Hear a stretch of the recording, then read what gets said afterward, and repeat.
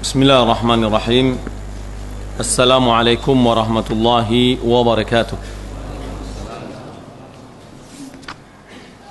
Innal hamdalillah nahmaduhu wa nasta'inuhu wa nastaghfiruh wa na'udzu billahi min shururi anfusina wa min sayyiati a'malina. May yahdihillahu fala mudilla lahu wa may yudlil fala hadiya lahu. Wa asyhadu an la ilaha illallah wahdahu la syarika lahu. Wa asyhadu anna Muhammadan abduhu wa rasuluh. Allahumma salli wa sallim ala nabiyina Muhammad wa ala alihi wa sahbihi ajma'in. Amma ba'du, kaum muslimin dan muslimat yang dimuliakan oleh Allah Subhanahu wa taala, kembali kita bersyukur, mengucapkan alhamdulillah atas segala nikmat dan karunia yang selalu dilimpahkan oleh Allah Subhanahu wa taala kepada kita. Salawat dan salam semoga dianugerahkan oleh Allah Subhanahu wa taala kepada Nabi kita Muhammad sallallahu alaihi wasallam. Allahumma shalli ala Muhammad wa ala ali Muhammad.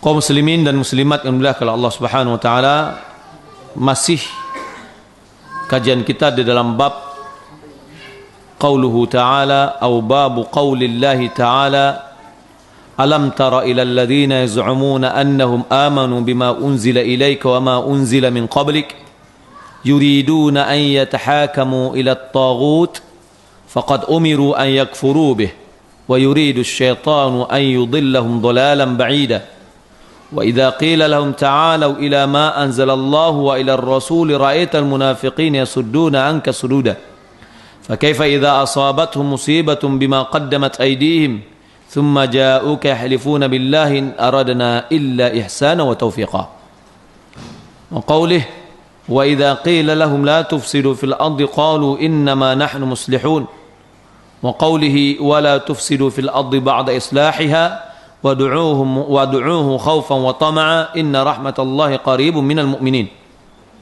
من المحسنين وقوله أفحكم الجاهلية يبغون ومن أحسن من الله حكما لقوم يوقنون.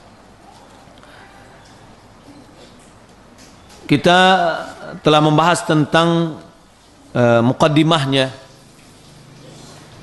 bahwa bab ini sangat penting sekali, yakni tentang berhukum dengan hukum Allah.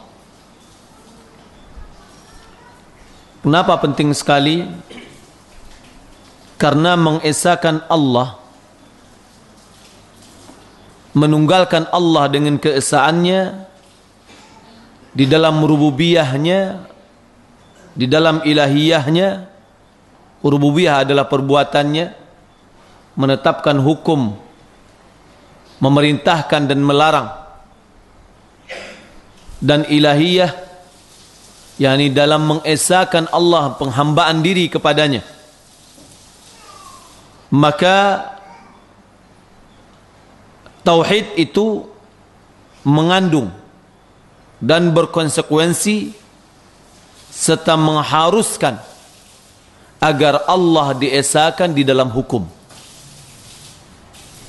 Sebagaimana tidak ada hukum kecuali hukum Allah di dalam kekuasaannya, di dalam kerajaannya, maka begitu juga wajib tidak ada hukum kecuali hukumnya di dalam hal yang diperselisihkan oleh manusia dan untuk menyelesaikan permasalahan mereka.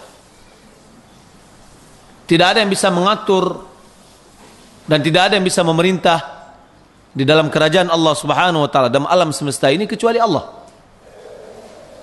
Kalau Allah Subhanahu wa taala esa di dalam menghukum, bertindak di dalam kerajaannya, maka semestinya dan wajiblah tidak boleh hukum kecuali hukumnya di dalam hal-hal yang diperselisihkan oleh manusia dan untuk menyelesaikan permasalahan mereka. Maka Allah itu adalah hakam, ya, yang memberikan kata putus dan pemberian penyelesaian yang paling adil. Wa ilaihil hukum, dan kepadanya lah kita berhukum. Sebagaimana firman Allah Subhanahu wa taala, fal hukmu lillahil aliyyil kabir. Maka hukum itu hanya milik Allah Subhanahu wa taala yang maha tinggi dan maha besar. Juga Allah Subhanahu wa taala mengatakan, inil hukmu illa lillah. Tidaklah hukum itu kecuali hanya milik Allah Subhanahu wa taala. Maka mentauhidkan Allah di dalam ketaatan, mewujudkan syahadat alla ilaha illallah wa anna Muhammad Rasulullah, tidak akan bisa kecuali dengan hamba-hamba itu harus berhukum dengan apa yang diturunkan oleh Allah kepada Nabi kita Muhammad sallallahu alaihi wasallam.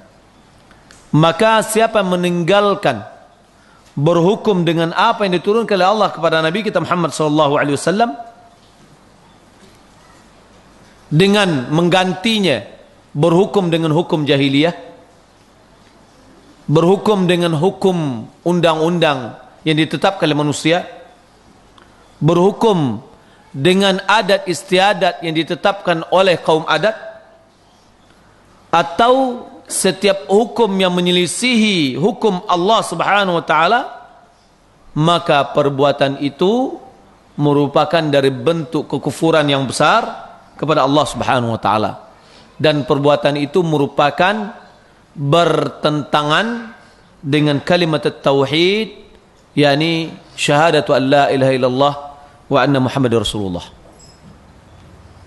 Ini kaidah umum bahwa orang yang mentauhidkan Allah dalam rububiyah, mentauhidkan Allah di dalam uluhiyah, maka dia harus menjalankan hukum-hukum Allah Subhanahu wa taala. Kemudian kalau kita lihat hubungan antara bab pembahasan ini dengan kitab tauhid, sangat jelas sekali bahwa at-tahakkum ila ghair syar'illah, berhukum kepada selain dari syariat Allah, merupakan qadahun fi asli tauhid, merupakan celaan atau merupakan kerusakan di dalam dasar tauhid. Wa anal hukma bi syar'illahi wajib, bahwasanya hukum dengan syariat Allah itu merupakan wajib, dan bahwasanya berhukum kepada qanun, undang-undang, berhukum dengan hukum-hukum adat dan taqalid, hukum-hukum adat dan istiadat, atau perkara-perkara jahiliyah, maka itu bertentangan dengan syahadat la ilaha illallah wa anna Muhammadar Rasulullah. Karena konsekuensi dari syahadat anna Muhammadar Rasulullah, mentaati Rasulullah pada apa yang diperintahkan. Kalau Rasulullah memerintahkan A, tapi kita buat undang-undang untuk melakukan B, berarti kita tidak melakukan konsekuensi dari syahadatu anna Muhammadar Rasulullah, membenarkan beliau pada apa yang beliau beritahukan, dan menjauhi hal-hal yang dilarang dan yang ditegur, dan tidaklah mengibadati Allah sesuai dengan yang disyariatkan. Sebagaimana pada mukaddimah sebelumnya kita telah jelaskan, di antaranya sebagai contoh yang mudah di tengah-tengah masyarakat kita, seperti pembagian harta pusaka, harta yang ada di masyarakat kita, bahwa pembagian harta yang sudah dimiliki oleh bapak atau ibu, tetapi itu adalah harta pusaka, mereka pisahkan dengan pencarian atau hasil pencarian selama rumah tangga. Sebenarnya membedakan keduanya ini adalah pembedaan yang keliru di dalam agama kita. Kenapa? Karena harta warisan itu adalah setiap harta yang dimiliki oleh si mayat yang ditinggalkannya pada saat dia meninggal dunia. Apakah harta itu didapatkannya sebelum dia menikah atau setelah dia menikah? Apakah didapatkannya itu ada pemberian nenek moyangnya, ya, pemberian dari sukunya atau tidak? Apabila itu sudah milik dia, maka itu termasuk harta. Harta apa? Harta warisan. Jika itu ada harta warisan, telah ditetapkan oleh Allah Subhanahu wa taala cara membagikan harta warisan. Sebagaimana firman Allah dalam surat An-Nisa ayat 11 dan 12. Maka ketika kita mengambil perundang-undangan dunia yang ditetapkan oleh manusia di dalam masalah hukum seperti ini, dikhawatirkan kita termasuk yang disebutkan oleh Allah Subhanahu wa taala dalam surah Al-Maidah tadi, surah An-Nisa ayat 60 sampai 62. Ya, bahwa kita menyatakan kita beriman kepada apa yang diturunkan kepada Nabi Muhammad, kepada apa yang diturunkan kepada sebelum beliau, namun kita berhukum dengan hukum yang tidak diturunkan oleh Allah Subhanahu wa taala. Kaum muslimin dan muslimat yang dimuliakan oleh Allah Subhanahu wa taala. Fal hukmu bainal mutakhasimin la budda an yurja'a fi ila hukmi man khalaqal mutakhasimin. Berhukum atau menyelesaikan perselisihan antara orang-orang yang berselisih, wajiblah dikembalikan kepada hukum zat yang telah menciptakan mereka yang berselisih. Ya, yang telah menciptakan langit dan bumi. Fal hukmul kaunil qadari wa kadzalika hukmus syar'i lillahi. Bahwa hukum ketetapan secara kauni, secara penciptaan yang telah ditakdirkan oleh Allah, itu adalah milik Allah. Fal hukmul kauni takdiri lillah. Dan begitu juga hukum syar'i adalah milik Allah Subhanahu wa taala. Fayajibu alla yakuna bainal ibadi illa tahkimu amrillahi azza wa jal. Maka wajiblah, ya, bahwa tidaklah dilakukan di antara manusia kecuali dengan hukum Allah Subhanahu wa taala. Fa inna dzalika huwa haqiqatut tauhid fi ta'atillahi fi masail takhasumi bainal ibad atau bainal khalq. Maka berhukum kepada hukum Allah di dalam permasalahan yang diperselisihkan, maka itu merupakan hakikat dari tauhid di dalam ketaatan kepada Allah di dalam masalah-masalah yang diperselisihkan antara manusia. Kaum muslimin dan muslimat yang dimuliakan Allah Subhanahu wa taala. Di dalam permasalahan ini akan kita melihat jika berhukum dengan hukum selain dari hukum Allah, dengan hukum-hukum jahiliyah atau hukum-hukum adat kebiasaan dan hukum yang dibuat, perundang-undang yang dibuat oleh manusia dalam hal-hal yang menyelisihi syariat, ya, dalam hal-hal yang menyelisihi syariat, maka terancam orang yang melakukannya itu atau pembuatnya dan yang lainnya kepada kufur akbar. Namun di dalam ayat ini diberikan salah satu syarat yang bisa membedakan jatuh ke kufur akbar dengan tidak, yakni yuriduna an yatahakamu ila at-taghut. Di dalam ayat ini disebutkan yuridun, mereka berkeinginan. Ini adalah dhabitun muhim, yakni benang merah yang penting yang membedakan antara orang yang bisa jatuh kepada kufur akbar dengan yang lainnya. Dan ini merupakan syarat di dalam nafyul asl iman amman tahakama ila at-taghut, yang bisa membedakan antara atau syarat hilangnya dasar keimanan bagi orang yang berhukum dengan hukum taghut. Apa dalam masalah ini? Keinginan untuk berhukum dengannya. Ya, kalau keinginan berarti di situ ada unsur ikhtiyari. Apa arti ikhtiyari itu? Memilih. Ada unsur keridhaan, ada unsur kesenangan. Nah, dari situ juga ulama mengambil adanya unsur istihlal, adanya unsur beranggapan halal. Ya, sebab seorang ketika dia sudah menganggap halal berarti itu boleh dilakukan.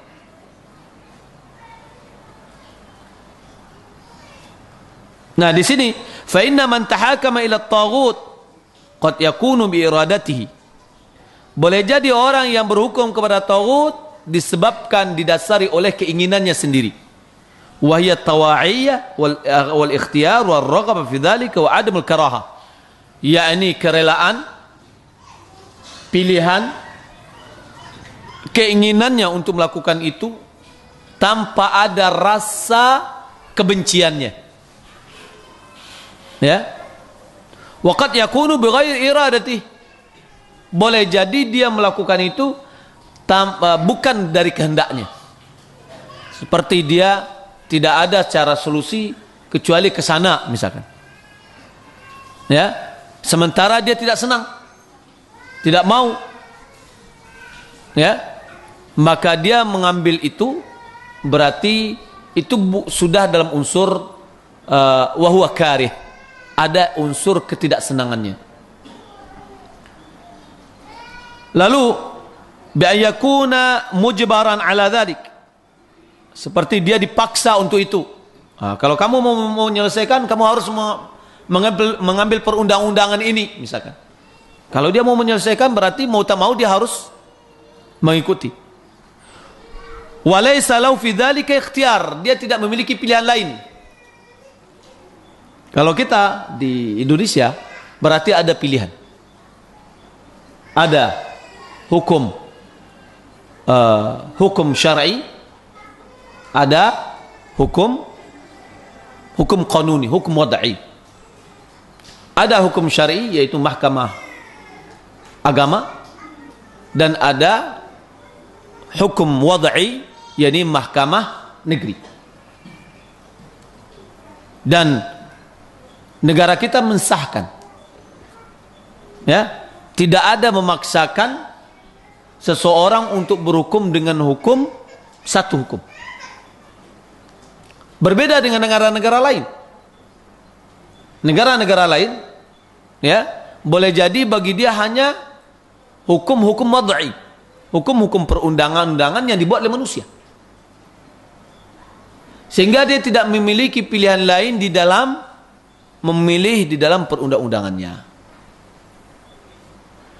Kaum muslimin dan muslimat yang dimuliakan Allah Subhanahu wa taala.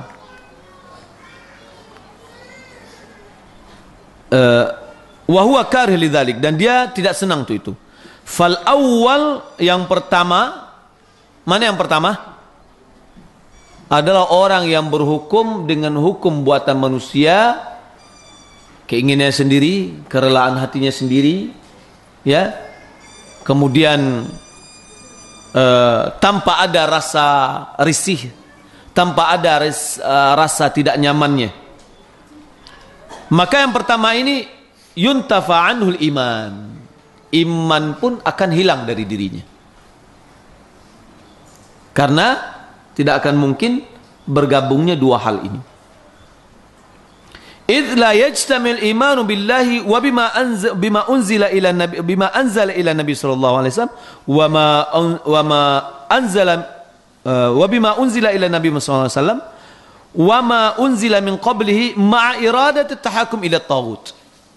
Karena tidak mungkin berkumpul iman kepada Allah, beriman kepada apa yang diturunkan kepada Nabi Muhammad dan apa yang diturunkan kepada sebelum Nabi Muhammad, dengan keinginan berhukum dengan taghut.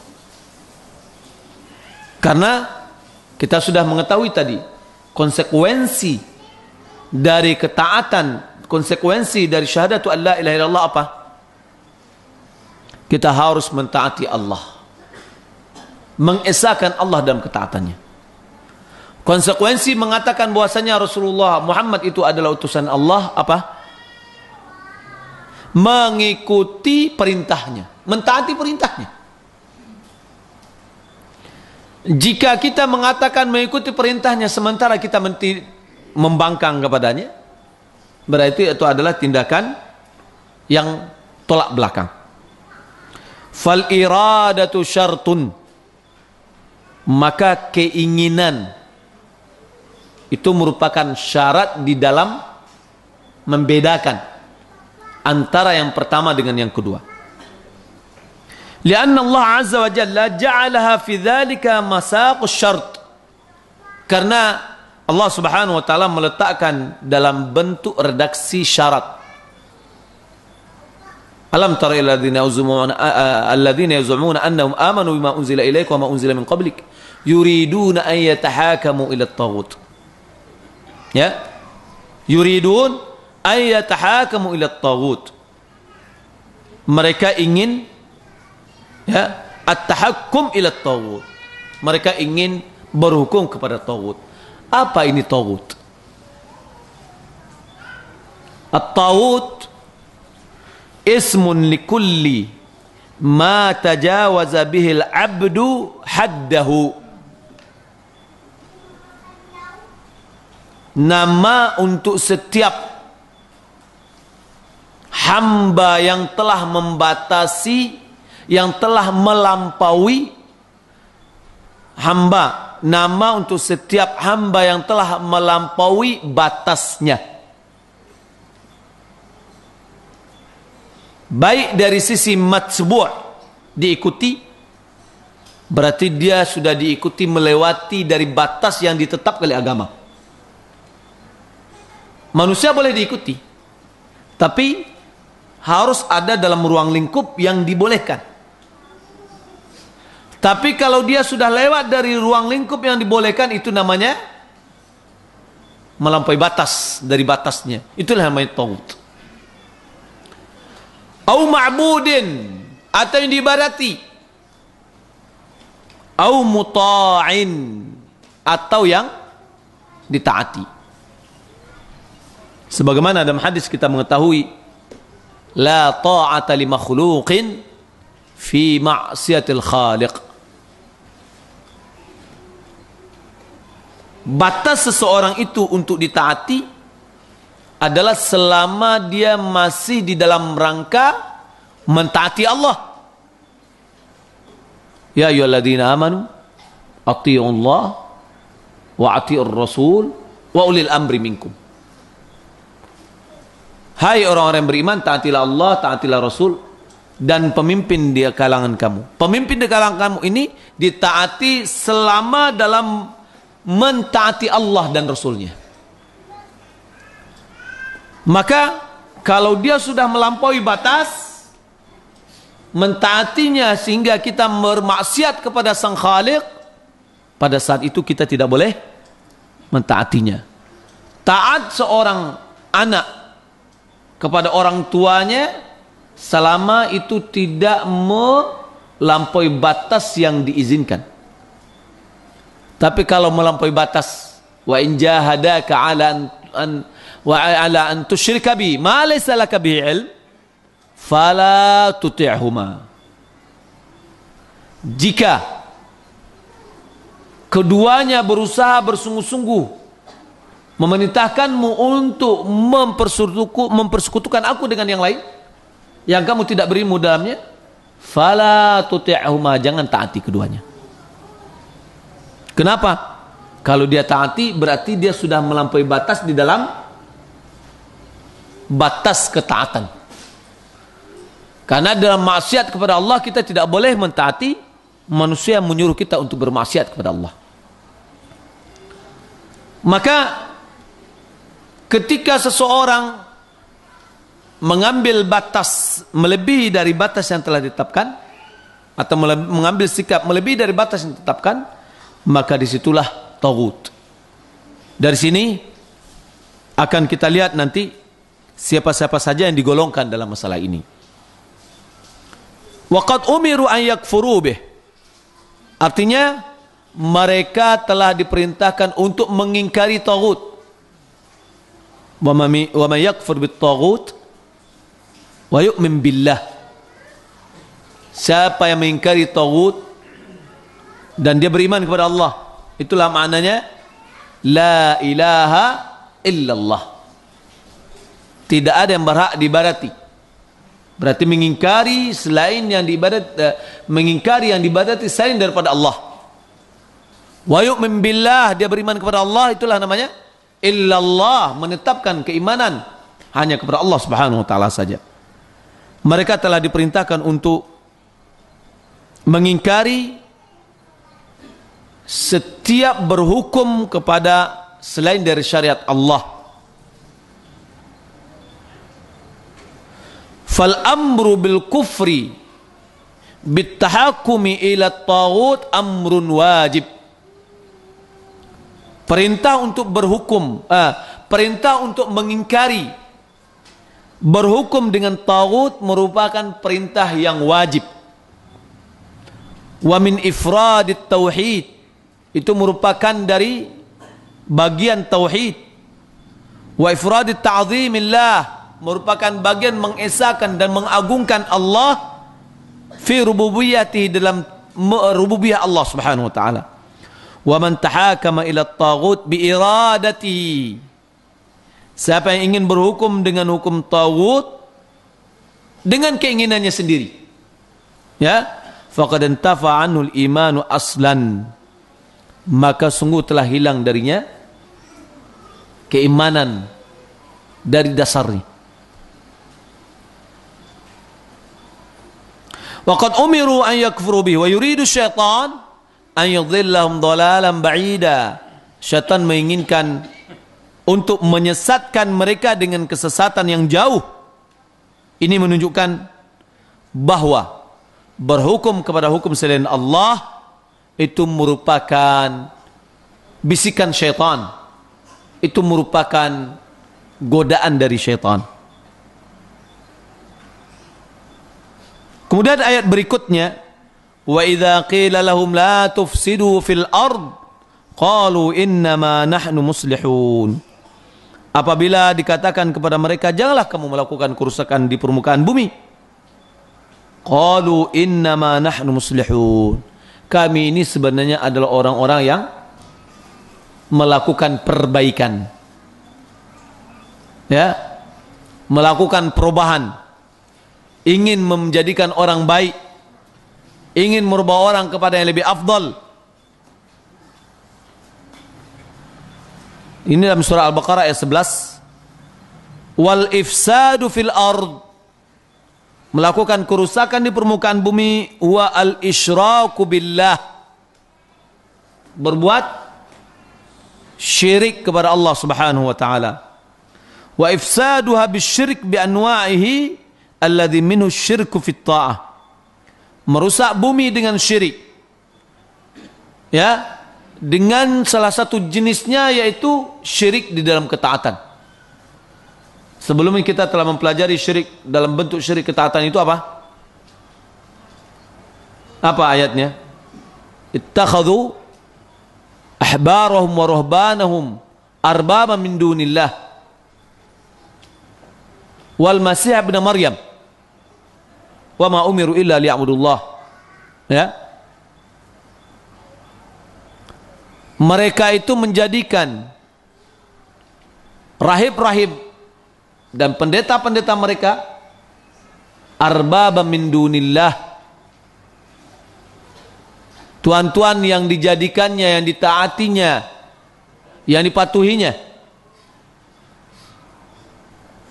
ya, sehingga mereka mengikuti di dalam menghalalkan apa yang telah diharamkan oleh Allah dan mengharamkan apa yang telah dihalalkan oleh Allah Subhanahu wa taala.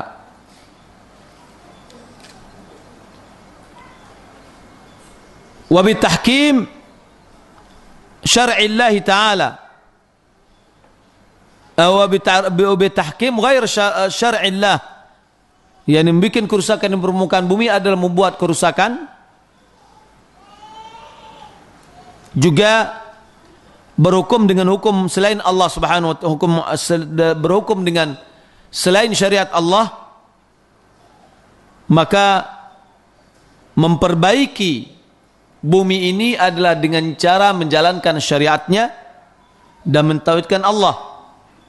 Merusaknya adalah dengan syirik, dan dengan macam-macam syirik, di antaranya adalah syirik ketaatan.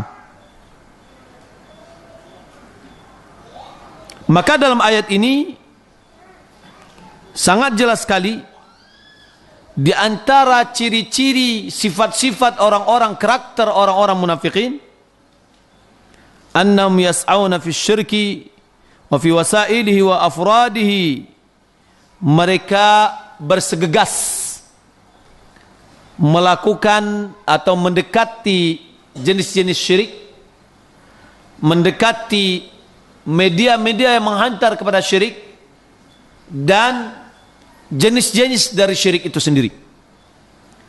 Mereka mengatakan innama nahnu muslihun wa fil haqiqah annahum humul mufsidun walakin la yash'urun. Mereka mengatakan kami ini adalah orang yang memperbaiki, pada hakikatnya mereka adalah orang yang merusak. Meracuni pola pikir, mengatakan bahwa orang yang berjenggot itu adalah teroris ekstrim,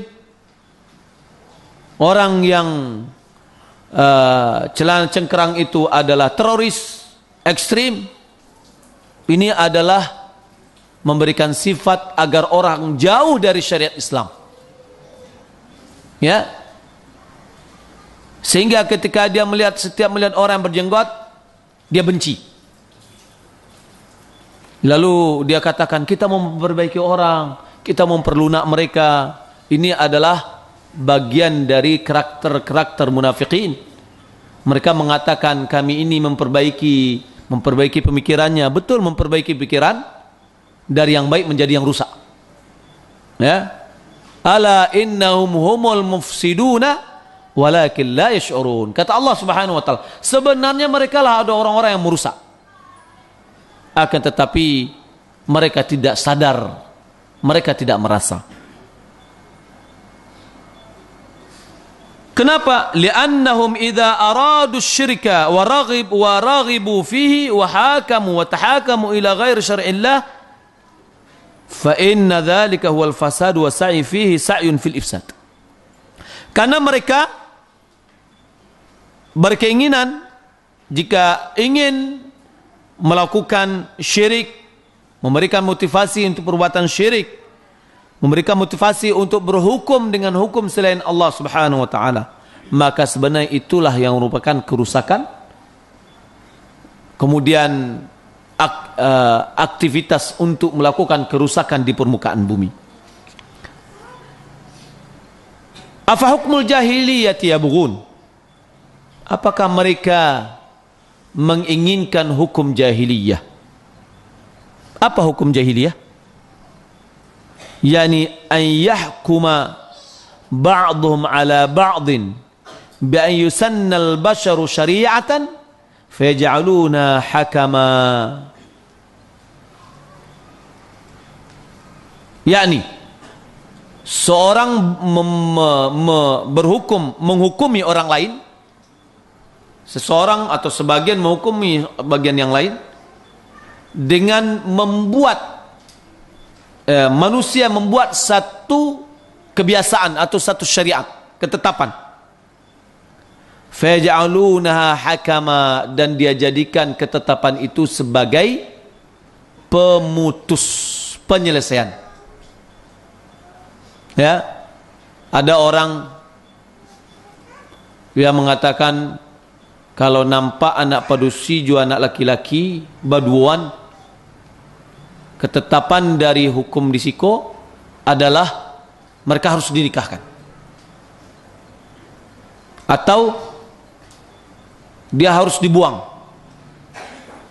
Ya, atau yang lain, kalau seandainya ketepatan satu suku menikah, maka dia harus dibuang sepanjang adat. Sementara di dalam Islam selama dia bukan mahram, maka dia boleh menikah. Kalau kita kembalikan kepada hukum tersebut, itu adalah hukum buatan manusia. Wallahu huwallazi khalaqal ibad. Allah, dialah yang telah menciptakan manusia. Wa huwa a'lamu bima yuslihuhum. Dia maha mengetahui apa yang lebih baik bagi mereka. Allah menciptakan mereka, menciptakan perbuatan mereka, ya, menciptakan semuanya. Maka Allah lah yang lebih mengetahui apa yang dibutuhkan dan apa yang bermanfaat bagi mereka. Wa ma fihi al-'adlu fil fasli bainan nasi fi aqdiyatihim wa khusumatihim. Dan Allah mengetahui apa yang lebih adil di dalam menyelesaikan antara manusia terhadap permasalahan, problem dan pertengkaran mereka. Faman hakama ila syara'il jahiliyah faqad hakkamal bashar. Siapa yang kembali kepada hukum jahiliyah berarti dia telah berarti mereka telah berhukum dengan manusia. Wa ma'na dzalik, maknanya annahu ittakhadha muta'an min dunillah, berarti dia menjadikannya sebagai yang ditaati selain daripada Allah Subhanahu wa taala. Au ja'alahu syarikan lillahi, atau dia jadikan orang tadi, ya, sebagai sekutu bagi Allah Subhanahu wa taala fi ibadati ta'ah, di dalam ibadah ketaatan. Wal wajib, merupakan kewajiban, ayyaj'alal 'abdu hukmahu wa tahakumuhu, ayyaj'alal 'abdu hukmahu wa tahakumahu ila Allah azza wa jalla duna ma siwa. Merupakan kewajiban seorang hamba menjadikan hukumnya dan berhukumnya kepada Allah Subhanahu wa taala, bukan kepada selainnya. Wa ya'taqida anna hukm Allah azza wa jalla huwa ahsanul ahkam. Dan dia meyakini bahwa hukum Allah adalah sebaik-baik hukum. Keputusan Allah adalah sebaik-baik keputusan. Afa ghairallahi abtaghi hakama. Apakah selain Allah aku mencari hukum atau penyelesaian? Dalam surah Al-An'am ayat 114. Wa man ahsanu minallahi hukman liqaumin yuqinun. Tidak ada yang lebih baik daripada Allah Subhanahu wa taala sebagai hukum, ya, bagi kaum yang mengetahui atau kaum yang beriman. Ini menunjukkan bahwa hukum selain dari hukum Allah, ya, itu adalah hasil dari pemikiran manusia, dan itu adalah penyelesaian, tidak ada penyelesaiannya, ya, menyelesaikan bermasalah dengan 1000 permasalahan yang tidak la tusawi syai'an inda man aqala tasarrufullah azza wa jalla fi mulki wa malakutihi wa laysa thamma hukman illa hukmur rabb azza wa jalla. Maka itu tidak ada artinya sama sekali bagi orang yang memahami tindakan Allah Subhanahu wa taala di dalam kerajaan dan kekuasaannya, bahwasanya tidak ada lagi hukum kecuali hukum Rabb semesta alam. Kaum muslimin dan muslimat yang dimuliakan Allah Subhanahu wa taala, di dalam permasalahan ini kata Syekh di sini, wa hadhil mas'alah a'ni mas'alah tahakum ila ghairi syar'illah min al-masail allati yaqa fiha khaltun katsirun. Permasalahan berhukum kepada selain hukum Allah atau syariat Allah, ini merupakan problem atau permasalahan-permasalahan yang mana terjadi di situ kekeliruan yang banyak. Ya, perlu kita ketahui secara umum, ada hukum menghukum secara sifat dan perbuatan, menghukum individu. Ya, sama kita mengatakan, siapa yang meminta-minta kepada kuburan, dia adalah syirik besar. Ya, apakah setiap orang yang pergi ke kuburan dan meminta-minta langsung kita vonis dia sebagai kafir? Tidak. Tapi itu harus adanya tawafurus syurut wa intifa'ul mawani'.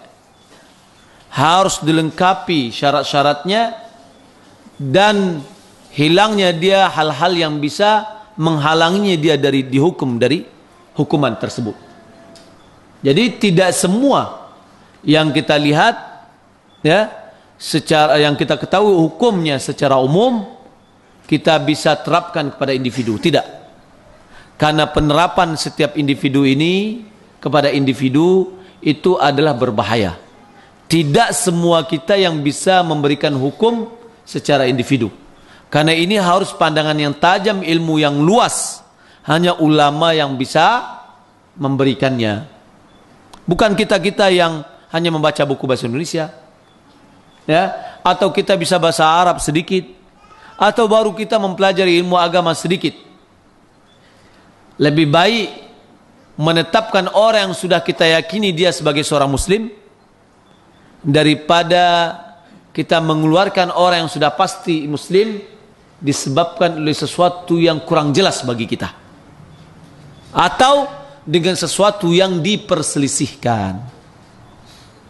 Nah, ini permasalahan yang banyak kekeliruan orang, khasatan 'inda syabab, terutama di kalangan pemuda yang mereka memiliki semangat, ya, semangat juang, dia sangat memiliki emosionalnya untuk lebih maju dan bergerak fi hadhil bilad wa fi ghairiha, pada negeri ini dan negeri yang lain. Maksud negeri di sini adalah kerajaan Arab Saudi. Yakni mereka sudah memiliki ulama besar. Pemuda-pemuda mereka dan mereka tahu bahasa Arab. Pemuda-pemuda pun di sana pun banyak yang tergelincir di dalam memahami tentang berhukum dengan selain Allah Subhanahu wa taala ini. Begitu juga di negeri-negeri yang lain, termasuk di negeri kita ini, negeri Indonesia. Ya. Jangan kita secepat itu memvonis. Ada yang memvonis negara ini sudah kafir. Semua orang di sekitarnya adalah kafir. Dia vonis bahwasanya zaman sekarang ini adalah zaman jahiliyah. Ya. Ada lagi mengatakan zaman sekarang ini ada zaman Makkiyah. Makkiyah berarti orang muslim itu hanya beberapa orang saja. Lalu efek dari menghakimkan, menghukum, memandang hukum kafir ini menghalalkan segala cara. Menghalalkan harta-harta orang. Menghalalkan harta orang yang tidak sepaham dengannya. Nah, ini perlu kita hati-hati dalam masalah ini. Wahia min asbabit tafriqatil muslimin atau min asbabit tafarruqil muslimin. Hal itu merupakan sebab dari tafarruq, perpecahan dari muslimin. Lianna an-nadhar an-nasi fiha lam yakun wahidan. Karena pandangan manusia dalam masalah itu bukan pandangan satu pandangan. Wal wajib ayataharra talibul ilmi ma dallat alaihi al-adillah wa ma bayyana al-ulama'u min ma'ani tilka al-adillah wa ma faqahuhu min usul asy-syar'i wat tauhid wa ma bayyanuhu fi tilka al-masail. Yang wajib dilakukan oleh seorang penuntut ilmu kalau kita sudah dianggap penuntut ilmu. Kalau belum dianggap penuntut ilmu tentu lebih hati-hati. Ayyataharra, hendaklah betul-betul dia itu selektif, berhati-hati. Ma dallat alaihi al-adillah, apa yang ditunjukkan oleh dalil-dalil. Wa ma bayyana al-ulama'u min ma'ani tilkal adillah, dan apa yang telah dijelaskan oleh ulama di dalam makna-makna dalil tersebut. Wa ma faqahuh min usulis syar'i wat tauhid, dan apa yang telah mereka pahami dari dasar-dasar syariat dan tauhid. Wa ma bayyanuhu fi tilkal masail, dan apa yang telah mereka jelaskan di dalam masalah itu. Artinya kaum muslimin dan muslimat yang dimuliakan oleh Allah Subhanahu wa taala, dalam permasalahan takfir ini sangat perlu kita berhati-hati. Ya, apalagi memberikan vonis mengkafirkan penguasa, mengkafirkan negara. Ini kita perlu hati-hati. Karena dampaknya sangat besar. Maka oleh karena itu kita harus merujuk kepada pandangan ulama.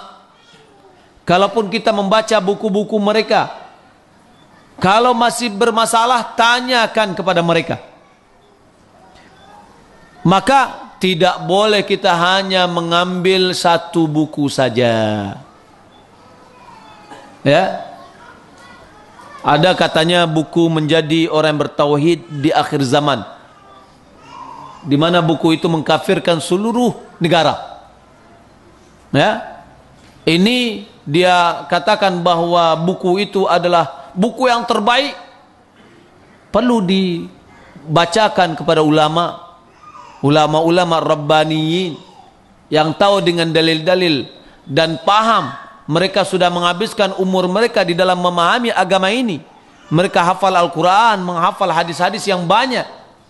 Maka mereka lebih aula, lebih utama kita jadikan sebagai rujukan. Kalau kita mengatakan buku itu yang terbaik menurut kita, belum tentu itu terbaik menurut yang lain, apalagi menurut ulama.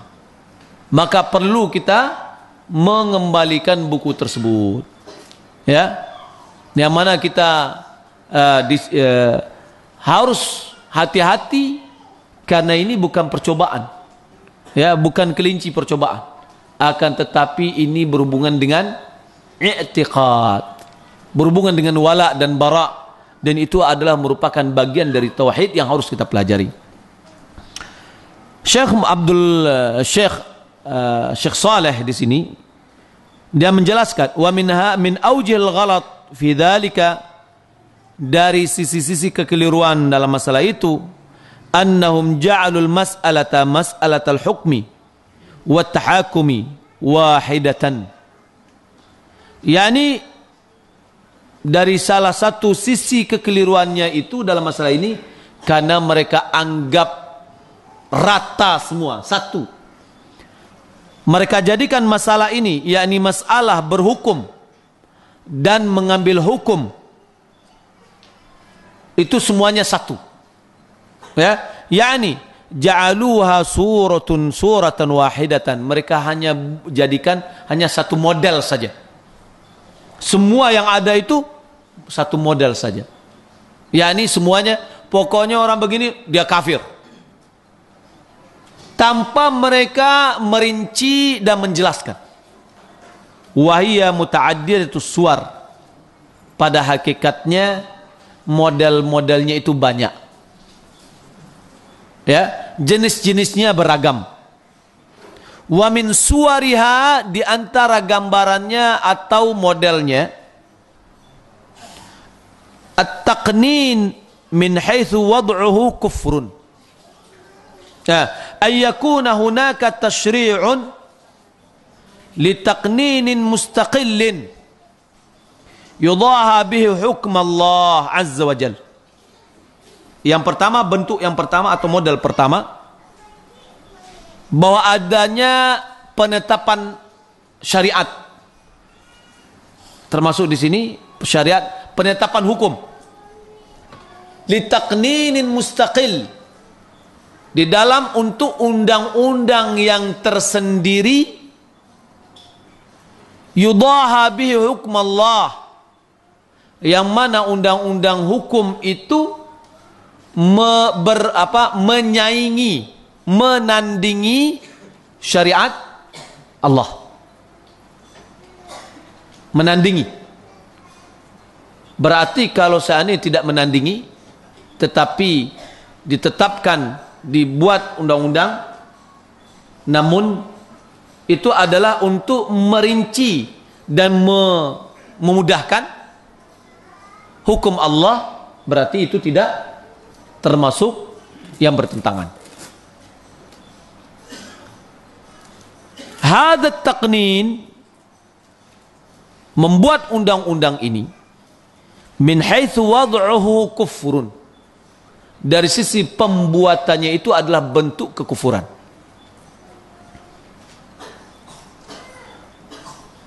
Wal wadi' lahu, yang membuatnya, wal musyarri' wassan lidzalik, dan orang yang mencetusnya, ya, untuk itu. Wa ja'ilu hadha at-tasyri' mansuban ilaihi, dan dia jadikan, dia buat bahwa ketetapan hukum itu dinisbatkan kepada dirinya. Wa huwa alladhi hakama bihadzal ahkam, dialah yang membuat hukum-hukum dan dia berhukum dengan hukum yang dibuatnya itu. Hadzal musyarri' kafir. Musyarri' ini yang mencetuskannya ini adalah kafir. Kapan? Kapan hukum yang pertama ini? Kalau seandainya hukum yang dibuatnya yang berdiri sendiri itu menyelisihi hukum Allah. Seperti ada orang yang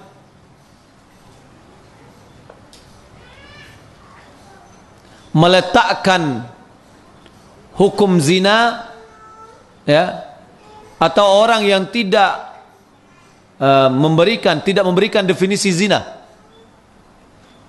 Ya, ada nggak definisi zina secara undang-undang? Ya, tidak ada. Yang ada hanyalah kalau seandainya diperkosa, ya, baru ada hukum. Tapi kalau dilakukan suka sama suka, tidak ada hukum. Penetapannya ini sudah jelas bertentangan dengan syariat Islam. Kenapa? Karena zina itu adalah hubungan badan antara laki-laki dan perempuan dengan jalur yang tidak sah, yang tidak diawali dengan akad pernikahan yang sah.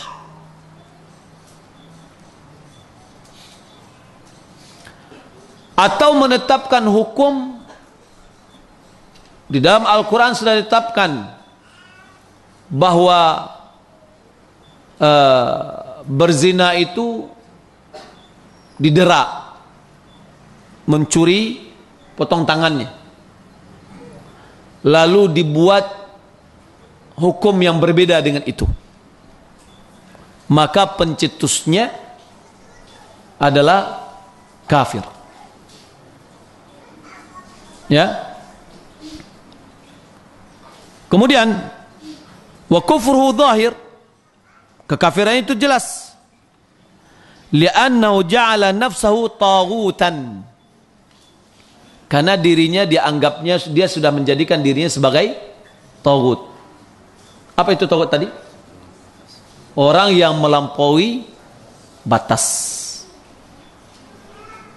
Karena dia itu seharus batas dia itu adalah mentaati perintah Allah. Sekarang dilewatinya, dilangkauinya, dia buat satu hukum yang harus dinisbatkan kepada dia.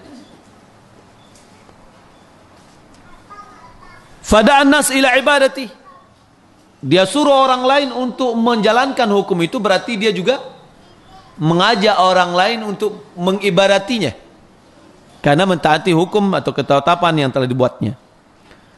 Ibadatul ta'ah wa huwa radin, ya, ibadah ketaatan sementara dia ridha untuk itu. Ada mungkin orang yang buat satu undang-undang tapi dia tidak ridha undang-undang yang diberlakukan. Ya, mungkin itu berbeda lagi. Sementara dia adalah ridha. Wa hunaka man yahkum bihadha at-taqnin. Yang kedua adalah ada orang yang berhukum dengan hukum ini. Hukum yang mana tuh? Hukum yang bertentangan dengan syariat. Ini adalah halah kondisi yang kedua. Fal musyari' halah. Orang yang mencetuskan syariat, mencetuskan hukum, itu satu kondisi. Dan orang yang berhukum dengan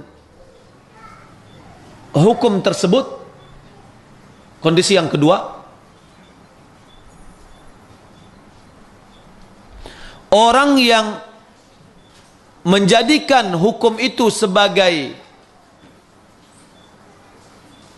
rujukan di dalam menyelesaikan permasalahan dia, itu adalah hal yang ketiga.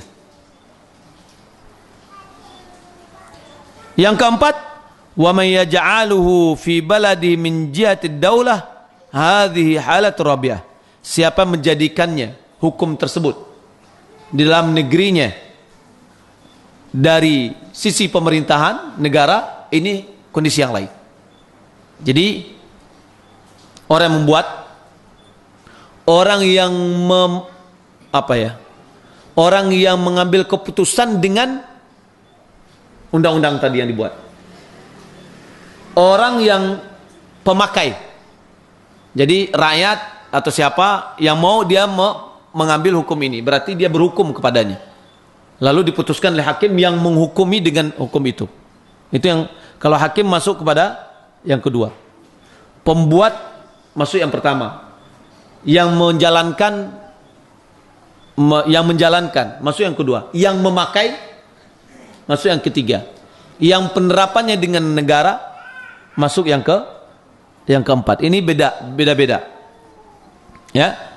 Fasaran indana, maka adalah bagi kita ada 4 al-musyarri', ya, orang yang mencetusnya. Wa man ata'ahu fi ja'alil halal haraman wal harama halalan. Ya. Siapa yang mentaatinya di dalam menjadikan yang halal itu menjadi haram, haram itu menjadi halal, seperti menghalalkan bolehnya hubungan badan antara laki-laki perempuan di luar pernikahan suka sama suka, dan itu tidak dianggap satu kriminal, ya, maka berarti dia menghalalkan apa yang telah diharamkan. Nah, atau mengharamkan apa yang telah dihalalkan, munaqadatun syara' Allah, itu adalah menentang syariat Allah. Hadza kafir. Ini adalah kafir. Wa man ata'ahu fi dzalika faqad ittakhadha rabban min dunillah. Siapa yang mentaatinya dan menerapkannya, berarti dia telah jadikan pengambilan Tuhan selain dari Allah Subhanahu wa taala. Wal hakim bidzalika at-tasyri' fi tafsil. Orang yang berhukum, yakni penetapan, yang menjalankan atau menerapkan hukum ini, di sini ada rincian. Yani seorang hakim yang menerapkan hukum ini ada rinciannya. Wa in hakama marratan aw marrataini aw akthar min dzalika wa lam yakun dzalika daydanan lahu wa huwa ya'lam annahu 'asin bi tahkimi ghairi syar'illah, fa hadha la hukmu amthali min ahli adh-dhunub wala yukaffar hatta yastahil. Kalau seorang hakim dia berhukum, sekali-sekali dia pakai menerapkan hukum ini, sekali, 2 kali atau beberapa kali, akan tetapi bukan itu daidanuhu, bukan itu saja yang diterapkannya. Ini ada syariah Islam diterapkannya, tapi dalam kondisi-kondisi tertentu dia menerapkan hukum wad'i tadi, hukum selain dari hukum Allah tadi. Ya, tapi bukan kebiasaannya untuk itu, untuk melakukan hukum selain daripada Allah. maka wa huwa ya'lam annahu 'asin, sementara dia tahu dia adalah berbuat maksiat kepada Allah, dengan menjalankan hukum tersebut maka kedudukannya fahadha lahu hukum, maka dia kedudukannya sama dengan kedudukan orang-orang yang melakukan dosa maksiat. Ya, wala yukaffar, mereka tidak boleh dikafirkan. Ya, hatta yastahilla, sampai dia menganggap itu adalah halal. Jelas itu? Ya. Orang yang menerapkannya, orang yang melakukannya, kita tidak bisa ambil pukul rata. Kalau seandainya penerapannya terhadap hukum yang bertentangan dengan hukum Allah,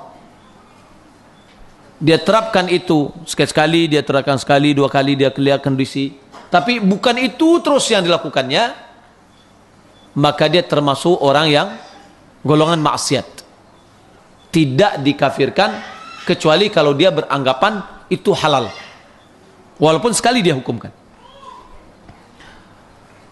Walihada tajidu anna ba'd ahli al-ilm yaqul al-hakim bighairi syar'i Allah la yukaffar illa idza istahalla. Oleh karena itu Anda akan mendapatkan sebagian ahli ilmi yang mereka mengatakan bahwa hakim, baik yang namakan hakim ini penguasa atau namakan hakim ini adalah qadhi, ya, hakim di pengadilan, kalau dia berhukum dengan selain syariat Allah, dia tidak dikafirkan sampai dia menganggap itu adalah halal atau boleh dilakukan. Ini kalau yang tadi dikatakan sekali-sekali, tapi bukan itu terus menerus. Sehingga melihat ahli ini, ulama memandang bahwa orang yang berhukum dengan hukum selain Allah dan dia tidak menghalalkan hukum itu, maka dia tidak bisa dihukum sebagai kafir. Wa hadza sahih. Ini adalah sahih. Walakin la tunazzal hadhihi al-ala ala halat at-taqnin wa at-tashri'. Kondisi yang kedua ini tidak bisa kita terapkan dalam kondisi orang yang pencetus. Apa itu? Pembuat. Ya, pembuat undang-undang. Kama qala Ibnu Abbas, "Laisal kufru alladhi tadhabuna ilaihi wa kufru duna kufrin." Ibnu Abbas dia mengatakan, bukan kafir yang kalian anggap, kalian pandang itu, akan tapi dia ada kufur di bawah dari kekufuran, yakni kufur kecil di bawah dari kufur besar. Yakni anna man hakama fi mas'alatin aw fi mas'alataini bihawahu bighairi syar'i Allah wa huwa ya'lam annahu 'asin wa lam yastahil, hadza kufrun duna kufrin. Yakni orang yang berhukum dalam satu masalah atau dua masalah, dia mengikuti hawa nafsunya sehingga dia menerapkan hukum selain daripada hukum Allah, dan dia tahu bahasanya dia berbuat maksiat kepada Allah Subhanahu wa taala, sementara dia tidak menghalalkannya, maka dia adalah kufur duna kufur, yakni kufur kecil. Kaum muslimin dan muslimat yang dimuliakan Allah Subhanahu wa taala, ammal hakim, adapun hakim alladzi la yahkum bi syar'illahi batatan wa yahkum daiman wa yalzimu an-nas bighairi syar'illah, fa hadha min ahli al-ilmi man qala yakfur mutlaqan. Adapun hakim yang sama sekali dia tidak berhukum dengan hukum Allah, sama sekali dia tidak berhukum dengan hukum Allah, selalu dia berhukum dengan hukum buatan manusia, dan dia mewajibkan manusia untuk berhukum dengan selain hukum Allah, maka di antara ahlul ilmi, di antara ulama, dia mengatakan dikafirkan secara mutlak tanpa perlu dirinci lagi. Ini sebagian pendapat ulama. Ka kufril ladzi sannal qanun, seperti kekafiran orang yang pembuat undang-undang. Lianna Allah Ta'ala qal yuriduna an yatahakamu ila at-taghut, karena Allah mengatakan mereka ingin berhukum dengan hukum taghut. faja'ala alladhi yahkumu bighairi syar'illah mutlaqan taghutan. Maka dalam ayat ini Allah jadikan orang yang berhukum dengan selain syariat Allah secara mutlak dikatakan sebagai taghut. Ya. Waqad umiru an yakfuru bi, sementara mereka telah diperintahkan untuk mengingkarinya. Min ahlil ilmi, di antara ulama di dalam jenis yang kedua ini, dia mengatakan hatta hadzal naw' la yakfur hatta yastahil. Atau la yukaffar hatta yastahil. Dari jenis yang kedua ini juga dikatakan tidak boleh dikafirkan sampai dia menganggap halal. Ya? Mana itu? Nah, jenis kedua ini apa? Orang yang setiap saat dia berhukum dengan hukum buatan manusia. Ya. Kalau yang tadi adalah sekali-sekali dia membuat hukuman manusia. Ya. Li'annahu qad ya'malu dzalika wa yahkum wa huwa ya'taqi fi nafsi annahu 'asim. Bahwa dia melakukan itu tapi sementara dirinya tidak senang. Dia meyakini bahwa dia berbuat maksiat, tapi apalah, ya inilah kerja saya terpaksa untuk ini, saya mengerjakan ini ya untuk dapatkan rezeki dan yang lainnya, gitu ya. Tapi fi qarari nafsihi, di dalam hati sunubarinya, kalau ditanya dia mengatakan sebenarnya saya nggak mau, ya hukum Allah itu yang lebih bagus. Namun bagaimanalah, karena pekerjaan saya, profesi saya. Nah, dalam pandangan yang ini ulama memandang dia tidak bisa dikafirkan. Ya. Falau hukmu amsalih minal mudminin ala al-ma'siyati alladhi lam yatubu minha. Ini sama hukumnya dengan orang yang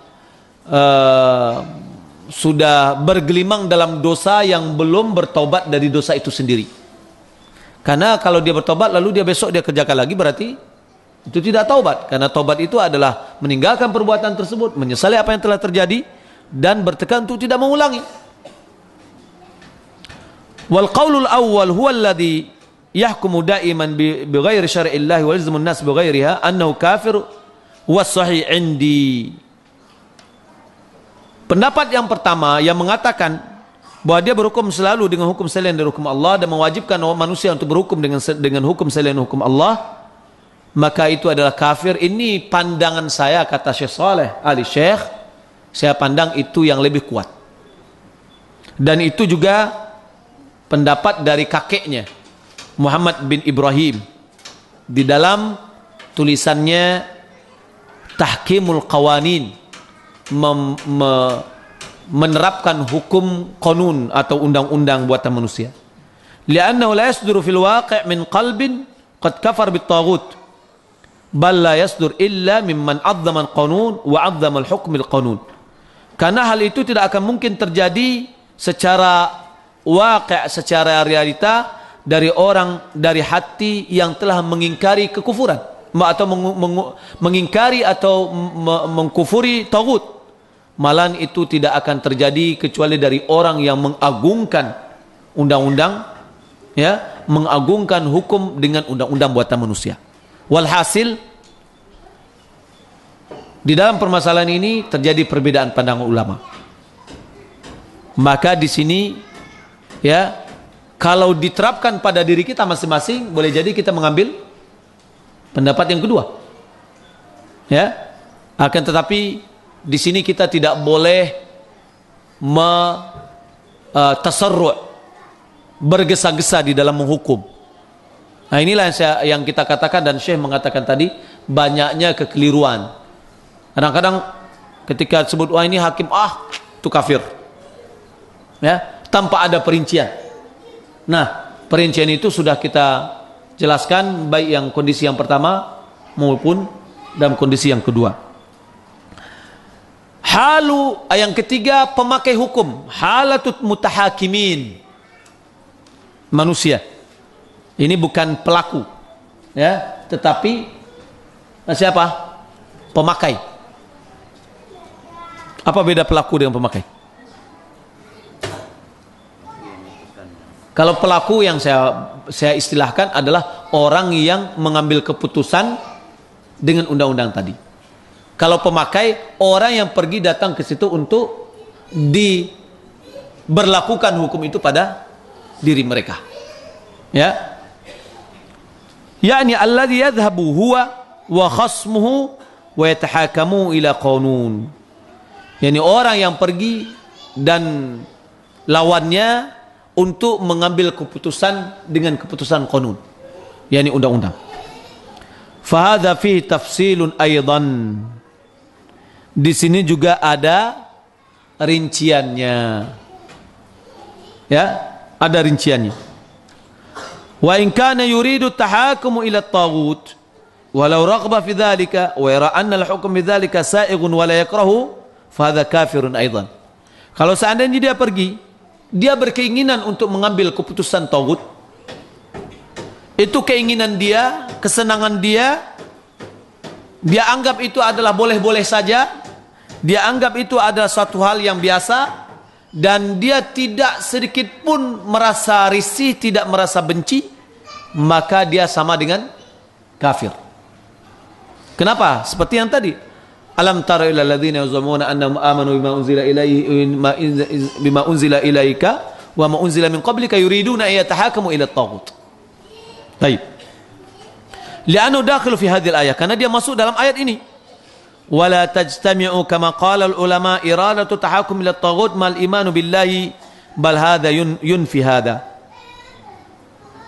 Tidak akan mungkin dua hal ini bergabung dalam satu hati. Keinginan berhukum dengan taghut dan beriman kepada Allah, ini saling bertentangan. Amma in kana yuridu tahakum wala yardha. Adapun orang yang dia la yuridu tahakum wala yardha, dia tidak ingin berhukum dengan itu, dia tidak mau pengen ke situ, dan dia tidak redai. Wa inna ma ujibiru ala dhalik, akan tetapi dia dipaksa ke situ. Contohnya, lawannya mengajaknya ke sana. Kalau dibawa kepada pengadilan agama, dia tidak mau. Ya, berarti mau tak mau dia mengikuti hal itu. Ya, terpaksa dia. Kama yahsul fi biladil ukhra, dalam negeri pada yang terjadi pada negara lain, min ilzamihi bil huduri ma'a khasmi ila qanuni aw ila qadin yahkumu bil qanun aw annahu alima anna al haqqa lahu fi syara' فرفع الأمر إلى قاضي في قانون لعلمه أنه يوافق حكم الشرع فهذا الذي رفع أمره في الدعوة على خصمه إلى قاضي قانوني لعلمه أن الشرع يعطيه حقه وأن القانون وافق الشرع في ذلك فهو الأصح عندي هو جائز. Yani seperti diwajibkan dia hadir bersama lawannya ke undang-undang buatan manusia atau kepada hakim pengadilan yang berhukum dengan undang-undang manusia, atau dia mengetahui bahwa al-haq lahu, bahwasanya kebenaran itu ada pada dirinya sesuai dengan syarak. Ini sudah hak saya, harta saya secara syarak. Lalu dia pergi ke pengadilan, ya, yang menerapkan hukum buatan manusia, ya, yang dia mengetahui bahwa keputusannya nanti sesuai dengan keputusan syariat, tidak bertentangan. Dan fahadha alladhi rafa'a amrahu, atau orang yang mengangkat urusannya kepada, misalkan kalau kita tadi mengikuti lawan, tapi sekarang kita mengangkat permasalahan itu kepada qadhi dalam dakwah kita, yang mana kita mengetahui bahwa syarak akan memberikan haknya, ya, dan bahwasanya qanun undang-undang itu sesuai dengan syariat, tidak bertentangan, maka pendapat menurutku pendapat yang kuat di sini boleh. Ya, seperti misalkan kita dizalimi oleh orang, ya, harta kita diambil, kita punya apa? Bukti-bukti. Kemana kita pergi? Tentu pergi ke pengadilan. Nah, pengadilan kita lihat secara undang-undang pun dia tidak akan mengingkari bahwasanya ini adalah milik kita, sudah ada hak-hak kita, dan akan diputuskan sesuai dengan, tidak berbeda dengan syariat. Maka hal itu boleh. Nah, bagi orang tadi yang mengkafirkan secara merata, dia anggap semuanya adalah kafir. Nah, kalau begitu kita tanyakan kepada mereka, bagaimana mereka lewat di jalan raya? Ya, kalau dia berhenti dalam lampu merah, balikkan kepada dia hukum yang telah diterapkannya. Ya, kenapa Anda berhenti? Nah, ini logika mereka yang mana mereka hanya mengambil sedikit kemudian mereka terapkan secara umum. Wa ba'du ahli ilmi, sebagian ulama mengatakan, yatrukuhu walau kana al-haqqu lahu. Dia biarkan aja, tidak dia minta, walaupun hak ada pada dirinya. Ya, ini ada sebagian dari pendapat, artinya tarkuhu aula, dia tinggalkan lebih utama, atau dia karena waraknya, karena ini adalah boleh, tapi ya udah, saya nggak mau ngurusnya. Misalkan ada sebagian pendapat ulama yang berpendapat seperti itu.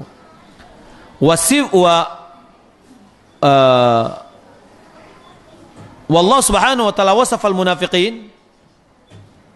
Allah subhanahu wa ta'ala menyifati orang munafiqin, fa illam yakul lahumul haqq ya'tuna ilaihi wa yakul lahumul haqq ya'tuna ilaihi mud'inin. Orang-orang kafir, orang-orang munafikin, kalau hak yang akan dapatkannya, dia akan tunduk. Tapi kalau misalkan lawan yang akan datang pada dirinya, dia akan tidak mau. Ya. Baik. فالذي يرى أن الحق ثبت له في الشرع وما أجاز لنفسه أن يترافع إلى غير شرعي إلا لأنه يأتيه ما جعله الله عز وجل له مشروعا فهذا لا يدخل في إرادة التحكم في طاغوت فهو كاره ولكن حاكم إلى الشرع فعلم أن الشرع يحكم له فجعل الحكم الذي عند القانون وسيلة للوصول للحق الذي ثبت له شرعا. Ya. Orang yang ingin, dia memandang bahwa hak itu ada pada dirinya sesuai dalam syarak, dan wa ajaza li nafsi, dia bolehkan untuk dirinya untuk mengangkat permasalahan itu kepada hukum selain dari syariat, karena dia memandang bahwa dia mendatangkan itu karena Allah subhanahu wa ta'ala telah menjadikan baginya satu hal yang disyariatkan, ya, bahwa dia itu berhak untuk itu. Fala, maka hal ini tidak termasuk fala yadkhul, tidak termasuk kepada orang yang berkeinginan untuk berhukum kepada taghut. Ya. Kenapa? Karena dia berhukum kepada syarak sebenarnya, kepada syariat. Karena dia mengetahui bahwa syarak memberikan keputusan untuknya dalam hak dia itu.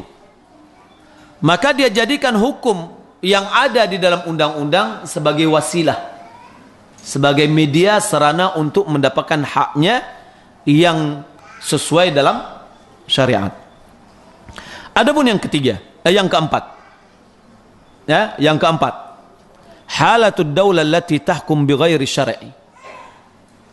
Kondisi negara yang tidak menerapkan hukum syariat. Tahkum bil qanun, yang dia berhukum dengan qanun, undang-undang. Fad-daulah allati tahkum bil qanun aidan qad fassala Syekh Muhammad bin Ibrahim kalama fi hadhihi al-mas'alah fi fatawihi. Negara-negara yang tidak berhukum, negara-negara yang berhukum dengan hukum-hukum buatan manusia, Syekh Muhammad bin Ibrahim pun telah merinci di dalam fatwa-fatwanya, yang rinciannya annal kufra bil qanuni fardun, mengingkari berhukum dengan qanun itu adalah wajib. Wa ana tahkimil qanun fid daulah, bahwasanya menerapkan hukum qanun, undang-undang di dalam negara, in kana khafiyan nadira fal addu addul Islam. Kalau seandainya ada yang nampak, apabila ada namun secara sembunyi tersembunyi dan itu jarang, maka negeri itu adalah negeri Islam. Yakni anna ad-daulah daulah Islam, bahwasanya negara Islam. Fa yakunu lahu hukmu amthalihi min asy-syirkiyat allati takunu fil ard. Maka undang-undang yang ada di dalam negara itu sama dengan bentuk syirik-syirik yang ada di dalam di atas permukaan bumi. Ya. Wa in kana zahiran fasya, apabila hukum itu jelas dan bersebar, faddaru darul kufur, maka negara itu ada negara kafir. Yakni daulah kufur, maka dia adalah negara yang kafir. Fa yasbih hukmu ala daulah raja' ila hadha tafsil. Hukum kepada negara itu kembali kepada perincian ini. Kalau kita lihat di negara kita, alhamdulillah kita ada dua perundang-undangan. Ya, undang-undang yang ada sesuai dengan syariat, maka hendaklah kaum muslimin kembali kepada undang-undang syariat. Dan karena di Indonesia ini juga ada orang-orang yang tidak beragama Islam, ada undang-undang wad'i, undang-undang yang dibuat. Maka secara hukum negara dia terapkan hukum itu. Saya melihat wallahu alam, karena negara kita ini ada juga negara hukum perundang-undangan syariat, dan syiar-syiar Islam semuanya berjalan, tetap ada, maka negara kita ini adalah tetap negara Islam, daulah Islam. Wallahu a'lam. Kemudian, in kana tahkimu qanun qalilan wa khafiyan, fa hadha la hukmul amthal min daulah zalimah. Kalau seandainya di situ adalah penerapan hukumnya yang qanun itu sedikit, kemudian tidak terlalu tampak, yakni sembunyi-sembunyi, maka dia termasuk negara-negara yang zalimah, yang melakukan kesalahan, yang maksiat, seperti adanya di negara-negara lain. Di situ ada maksiat, ada syirik dan yang lain. Dan begitu sebaliknya, apabila di situ adalah hanya penerapan hukum buatan manusia, atau bersebar di situ hukum buatan manusia, maka dia adalah darul kufur. Wa hadha tafsil huwa sahih, kata Syekh, ini adalah rincian yang lebih benar. Liannana la na'lam annahu sar fi daulah Islam tashri'at ghair muwaffaqa li syar'i Allah, wal ulama fil azmati al-ula ma hakamu 'ala ad-dar bi annaha darul kufr wala 'ala tilka ad-daulah bi annaha daulah kufriyah illa li anna asy-syirka law athanu fi ad-dar. Wa idza qulna ad-dar fa na'ni ad-daulah, famata kana tahakkum ila taghut zahiran fashiyan fa ad-daulah daulah kufr, wa mata kana qalilan khafiyan kana qalilan zahiran wa yunkar fal addu addul Islam wa daru darul Islam wa daulah daulatul Islam. Kata Syekh di sini bahwa kita melihat kepada rincian tadi, kita mengetahui bahwa di negara-negara Islam diterapkan di situ syariat yang, dan mereka tidak menerapkan syariat kecuali yang sesuai dengan syariat Allah Subhanahu wa taala. Dan ulama ketika mereka berbicara di dalam kondisi-kondisi dahulu, seperti dikatakan dari negara syirik misalkan, karena bersebarnya syirik di situ, maka dihukumlah sebagai pengaruh syirik besar, maka dihukumlah dia dengan hukum syirik. Maka kapan saja berhukum kepada taghut itu adalah tampak jelas, maka itu adalah daulah kufur. Dan kapan sedikit dan tidak tampak, dan yang sedikit itu diingkari, ya, maka negara itu adalah negara Islam, dan darul Islam wa daulah Islam. Wallahu ta'ala alam. Mudah-mudahan apa yang kita pelajari pada saat ini kita dapatkan hikmahnya. Kemudian perlu kita sebutkan menghukum secara penerapan, apalagi menghukum secara individu, itu sangat berbeda dengan menghukum secara sifat. Menghukum secara sifat itu adalah secara umum disebutkan.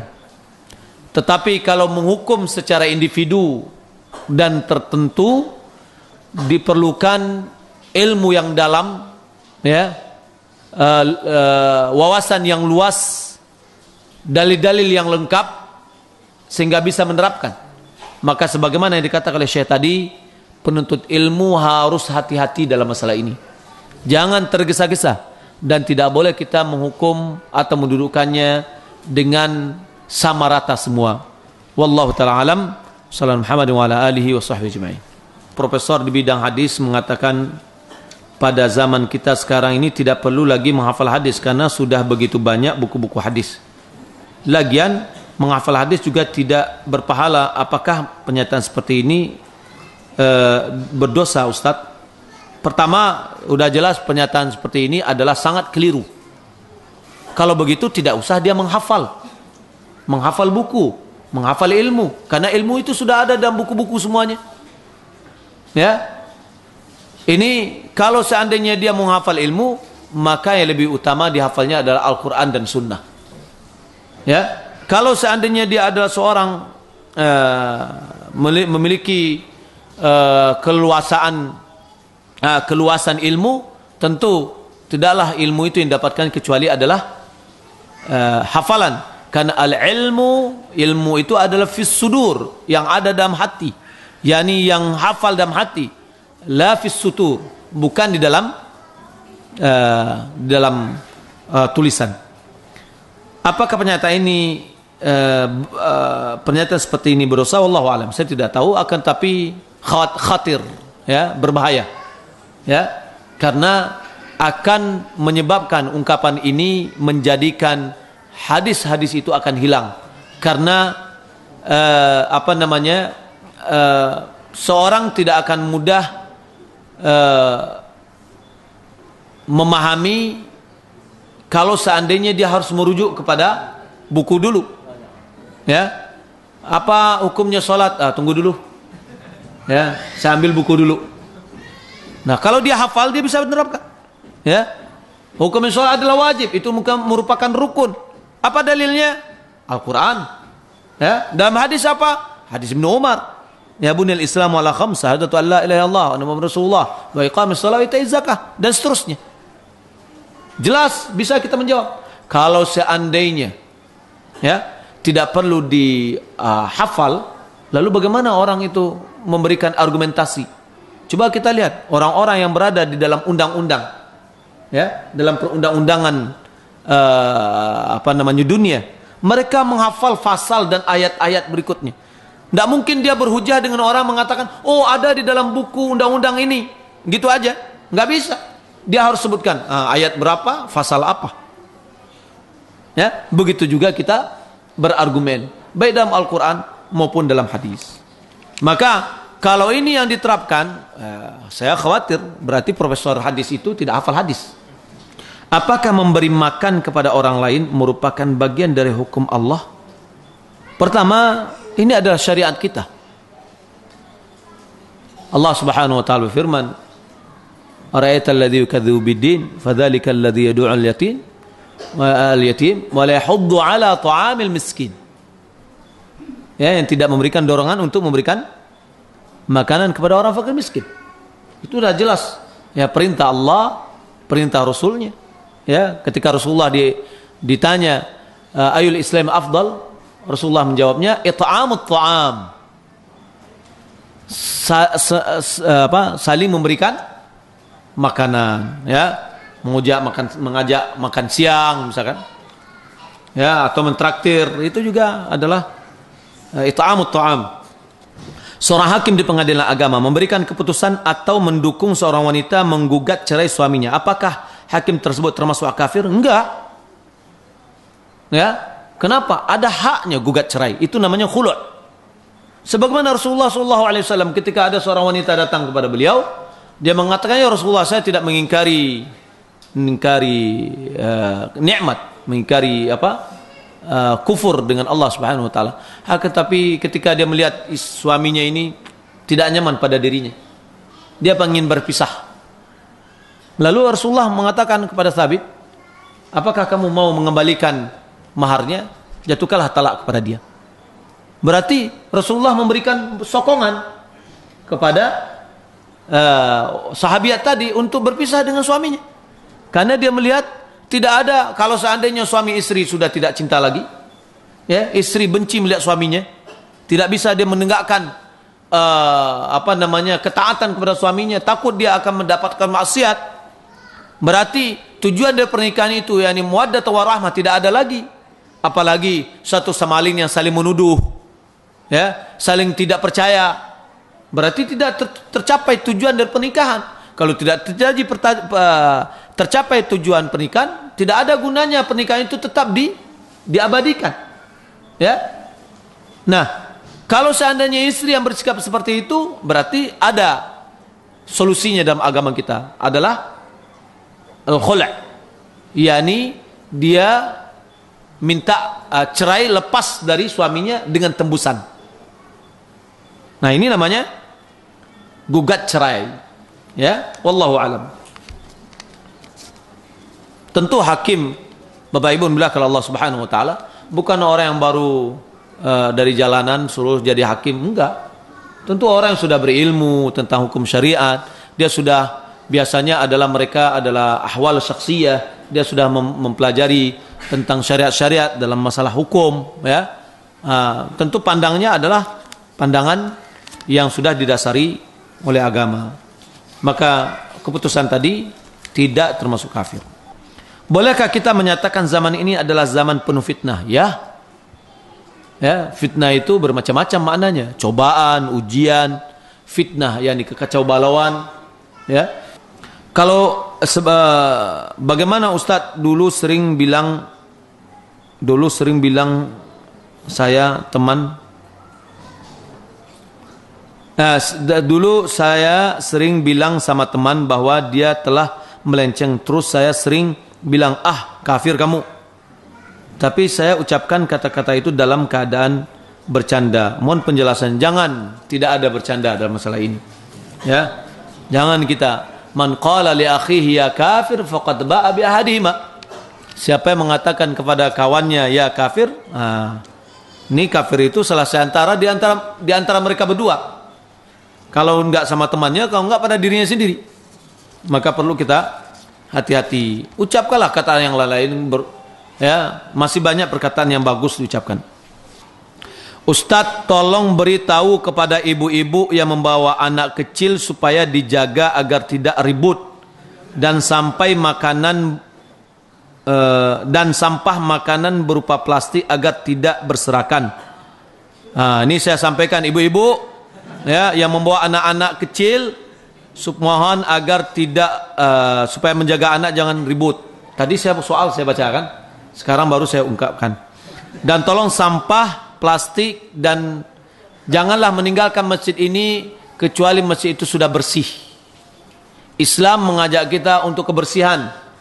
Wa thiyabaka fatahhir, itu adalah ayat yang kedua atau wahyu yang kedua yang turun kepada Rasulullah SAW. Ya. Nah, kemudian perhatikan, seringnya orang tidak enak dengan kita karena kita cuek dengan lingkungan. Nah, maka karena itu pengajian apa pula itu? Ya. Udah ada pakai masjid kotor lagi. Nah, ini perlu kita perbaiki. Tolong siapapun, bukan ibu-ibu saja. Bawa bapak juga yang bawa anak. Ya. Ya, mana tahu ya, bawa bapak yang bawa anak. Perhatikan anaknya, jangan bikin ribut. Kemudian kebersihan. Alangkah indahnya kata Rasulullah SAW, al-imanu syu'batun, al-imanu bid'un wa sab'una syu'bah, a'laha qawlu la ilaha illallah wa adnaha imatatul adha 'anit tariq wal haya'u minal iman. Iman itu ada 74 sampai 79 cabang. Yang tertinggi adalah perkataan la ilaha illallah. Paling ringan, paling rendah imatatul adza anit tariq, yakni menyingkirkan sampah, menyingkirkan yang mengganggu dari jalan. Ya, itu adalah bagian dari iman. Jadi kalau ada sampah ambil, itu adalah bagian dari iman Bapak Ibu. Kalau kita biarkan, berarti syu'batul iman kita ya kurang. Ini ada mendatangkan iman kepada kita. Maka wallahu alam, Bapak Ibu yang dimuliakan Allah Subhanahu wa taala, orang yang bekerja sebagai pungut sampah, jika dia tahu dengan pahala ini, ya, dia mendapatkan dua keberuntungan. Dunia dia dapatkan dengan upah gaji, ya. Yang kedua, kalau dia ikhlaskan niatnya tadi, dia juga akan mendapatkan pahala di sisi Allah Subhanahu wa taala. Wallahu a'lam. Ana punya teman yang baru taubat dari narkoba, premanisme dan maksiat lainnya. Dia ngaji kepada ustadz yang suka mengkafirkan pemerintah. Dia sudah dibaiat dan ada juga dibaiat dengan dikafani. Ana mengetahui dia telah terasuki oleh pemikiran tersebut. Bagaimana cara mendakwahinya ustadz? Dia lebih tua dari ana. Gampang. Pertama, insyaallah iringi dengan doa. Mohon kepada Allah berikan taufik kepada kita untuk mendakwahinya. Yang kedua, dengan cara lembut. Berikan kepadanya buku-buku tentang akidah. Bagaimana seorang itu harus berakidah yang benar. Ya, belum masuk kepada topik dia. Setelah kuat keimanannya, setelah kuat ke akidahnya, baru masuk kepada topiknya. Jadi mengobatinya itu seperti dokter mengobati. Jangan langsung penyakit, ya. Tapi kuatkan tubuhnya dulu, ya. Boleh jadi kalau dia makan obat itu langsung drop dia. Nah, jadi berikan dulu yang lain yang bisa menguatkan dia, dan setelah itu baru permasalahan yang terjadi pada dirinya. Dalam hadis Nabi dikatakan bahwa barang siapa yang mendatangi dukun dan mempercayainya, maka dia telah kafir terhadap apa yang diturunkan kepada Muhammad. Apakah kafir di sini maknanya telah mengeluarkan dari Islam? Tidak. Ya, tapi kufur terhadap apa yang telah diturunkan kepada Muhammad. Apa itu? Bahwa firman Allah Subhanahu wa taala, "Qul la ya'lamu man fis samawati wal ard qul la ya'lamu man fis samawati wal ard al-ghaiba illa Allah." Katakan tidak ada orang yang mengetahui al-ghaib di langit dan bumi kecuali Allah Subhanahu wa taala. Apakah termasuk menzalimi anak ketika kedua orang tuanya bercerai karena tidak mungkin lagi mempersatukan perbedaan pasutri? Tidak. Selama bapaknya menafkahi anaknya. Kalau bapaknya tidak menafkahi anak, berarti bapak telah menzalimi anaknya. Kalau kedua orang tuanya tidak menafkahi, tidak memperhatikan anaknya, maka keduanya telah menzalimi anaknya. Kalau seandainya perceraian itu mesti terjadi, ya, tidak mesti anaknya dizolimi dengan bermacam-macam bentuk, seperti nafkah tidak diberikan, apalagi kasih sayang yang tidak diberikan. Ustadz, ana tanya, pemuda dan pemudi berpacaran, lalu sang pemudi bertanya, apakah kita enggak berdosa? Sang pemuda dengan agak ragu menjawab, enggak usah ditanyalah. Apakah sang pemuda ini kafir atau maksiat? Ini maksiat, udah jelas, ya.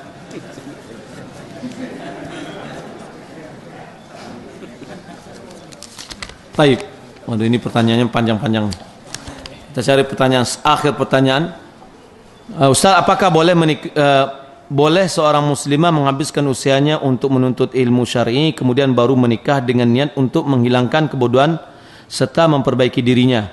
Target menikah sebelum 25 tahun atau lebih utama menikah. Kalau perempuan itu, ya, maaf kalau seandainya saya agak kasar mengatakan, yakni seperti satu yang harus ditawarkan. Kalau ada orang meragu, langsung dijual. Kalau tidak, khawatir nanti nggak ada orang yang menawar. Ya, artinya jika datang orang yang kita ridai agama dan akhlaknya, nikahkan. Kalau kita tunggu-tunggu, siapa yang sebelum umur 25 tahun, orang umur 25, oh umurnya udah 5 tahun, carilah umur 21 tahun, kan gitu kan? Ya. Nah, sulit. Umur 25 tahun sudah nggak dapat, udah ada yang datang-datang ditunggu. Ya, Arjuna yang mau datang itu nggak datang juga. Nah, akhirnya 25 tahun, 26 tahun, 27 tahun, sampai 30 tahun bagi orang Arab itu sudah masuk kepada anusah. Ya. yakni sudah masuk kepada fase perawan tua namanya. Kalau sudah 30 ke atas. Nah, maka oleh karena itu selagi ada yang menawarkan dan kriterianya diridhai akhlak dan agamanya, nikahkan. Ada pekerjaan PNS atau tidak PNS itu tidak ada. Ya. Karena setiap orang itu sudah memiliki jatah rezeki. Ya, kalau seandainya seorang pemuda yang baru mau menikah atau mau menikah tapi ragu-ragu, Anda sekarang ini kalau dibawa seperti dapur umum, Anda memiliki satu kartu, karena rezeki, ya rezeki Anda. Ketika Anda menikah, berarti Anda punya kartu satu lagi. Berarti Anda sudah punya 2 kartu. Ya, tinggal orang yang di dapur umum itu dia mau ngasih berapa? Mau ngasih 2 mangkok atau 3 mangkok? Yang jelas masing-masing kita sudah punya 2 kartu untuk dapatkan jatah. Jatahnya berapa? Wallahu a'lam. Ya, kalau kita hanya dapat 1 kupon, ya yang makan kita satu sendiri aja. Ya, tapi kalau berdua, walaupun sedikit, ya makan sendiri bisa berdua. Wallahu ta'ala alam. Jadi ini kita nasihatkan. Menuntut ilmu itu bisa diiringi dengan apa namanya, kalau kita bawa kepada jatah umur mungkin 21, 22, 23 itu masih apa namanya, sudah masih lumrah bagi masyarakat kita. Wanita atau akhwat yang berumur 23 itu masih lumrah. 25 tanya diri sendiri. Ya, sudah muncul was-was. Lebih dari itu semakin was-was lagi. Maka oleh karena itu lebih baik kita menjaga diri kita, menuntut ilmu itu, ya carilah Arjuna yang bisa mengajarkan ilmu kepada kita. Ya, jadi cari yang agamanya bagus, akhlaknya bagus, dia tahu agama, ganteng lagi, uangnya banyak. Ya, jangan ditolak. Wallahu taala alam. Demikian mudah-mudahan bermanfaat. Wassalamualaikum warahmatullahi wabarakatuh.